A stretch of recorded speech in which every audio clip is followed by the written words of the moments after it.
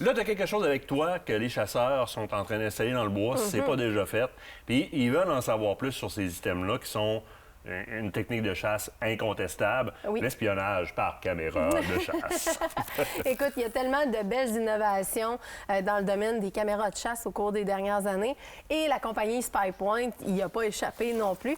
Donc aujourd'hui, je vous présente la fameuse Link Micro LTE-S, donc SLTE, c'est moi qui l'ai inversé.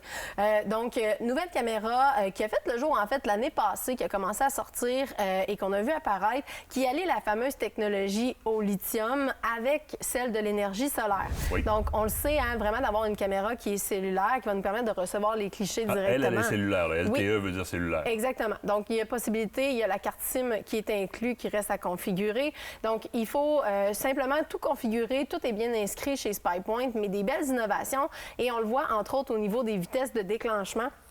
On parle de 0,4 secondes en matière de déclenchement et on a une portée en matière de visibilité sur cette caméra-là d'environ 80 pieds, ce qui est quand même assez énorme et qui a une grosse différence par rapport à ce qu'on avait avant comme vitesse de détection et surtout distance de détection. Oui. Donc ici, comme j'ai dit, c'est une caméra qui est ultra compacte. Vous avez l'ensemble des fixtures sur la caméra pour pouvoir justement la placer soit sur un trépied. Donc on a vraiment chacun des embouts pour pouvoir la placer à cet endroit-là. Et si je la retourne pour pouvoir la placer juste au dos, donc on a aussi les fixtures, bien entendu, pour l'accrocher à un arbre comme on a normalement.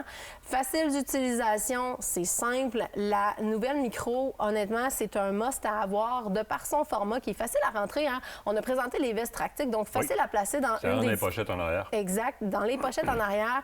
Le réseau a été grandement amélioré aussi au niveau de SpyPoint, donc possibilité d'avoir une meilleure connectivité de ce côté-là.